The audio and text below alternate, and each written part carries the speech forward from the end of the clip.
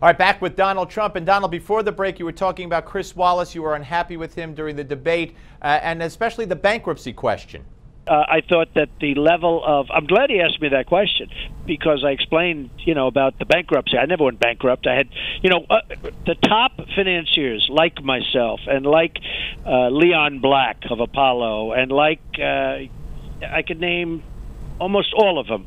Icahn and Kravis and probably Buffett and many of the absolute top guys, Sam Zell.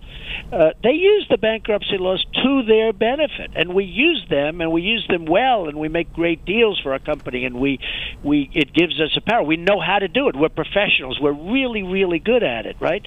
And that's all that was, and it has nothing to do. And I explained that, and I just didn't like the way he asked the question, because he understood the answer and he knew the answer, and he had a lot of dislike. Let's not use the word hatred, but a lot of dislike. Gotcha. Thing that surprised me is his father was a friend of mine. His father was a tough cookie, let me tell you. Yeah. But he really liked me, and if you go back to 60 Minutes, he did the greatest piece on me, one of the nicest pieces. In fact, he said it's probably the nicest piece he ever did, but he liked me. So I was a little bit surprised at Chris, but I would certainly do Chris. Right. Let me ask you, the fallout, the blood, the women.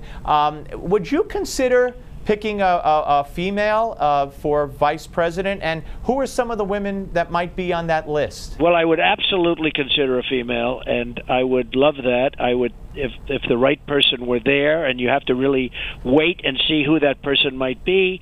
You have to look at what area you're really catering to, because there are certain areas where certain people can help.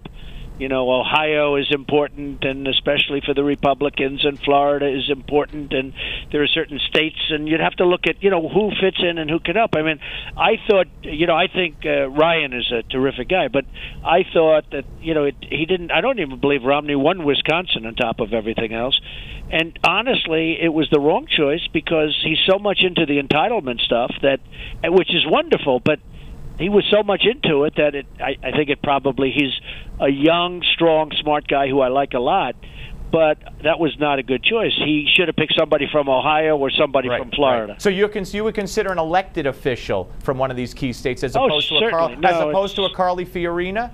Well, I like Carly. I think Carly's terrific, but I've said what I said about Carly. Right. She has a couple of major difficulties, but I think she's a terrific person and a terrific woman. My son knows her and likes her a lot, so I like Carly a lot.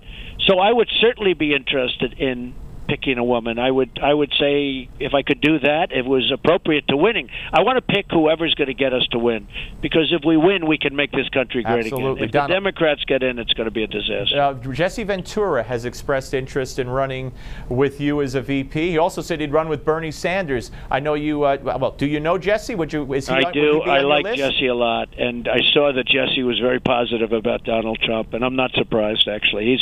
I think Jesse's a great guy. Now, Jesse is a spectacular guy, but I think Jesse was basically saying he really likes Donald Trump, and I was very. So you wouldn't pick? I was very flattered. He's not on your list, though. Well, I was flattered. I don't want to tell you who's on my list. Okay. I don't want to tell you because it's too early to tell you. Okay, no, fair enough. Okay, let me ask you about Jeb Bush. The third-party option you're leaving open, and many people. The door is open. The door is open. That I want to use that. No, I know that, but let me be specific. I don't want to use it. For instance, you've said some bad things about various candidates, but Jeb Bush in particular.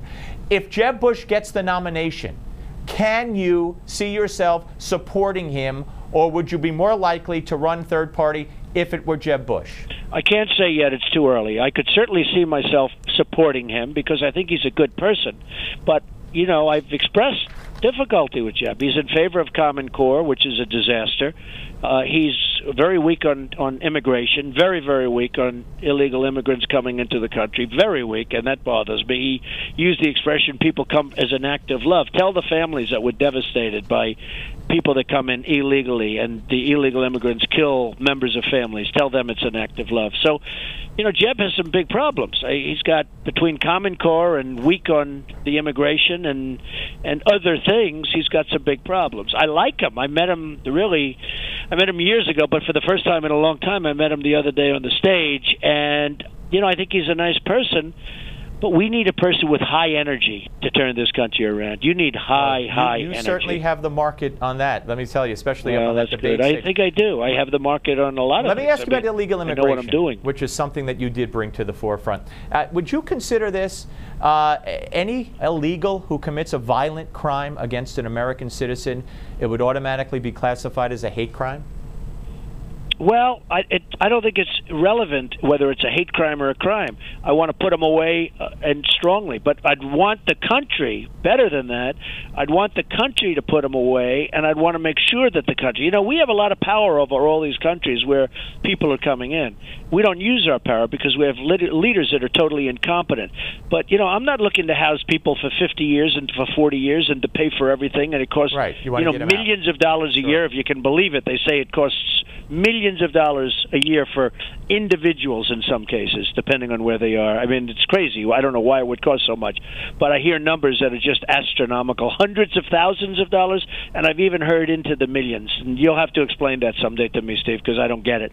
But we don't want to house these people. We want them to be housed in other countries.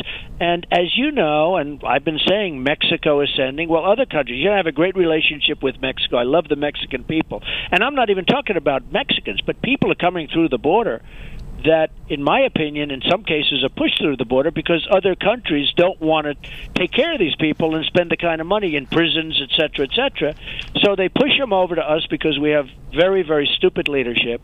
They push them over to us, and we're stuck with them. All right, and much more. Donald, stay where you are. One more segment with Donald Trump coming up. Don't miss it.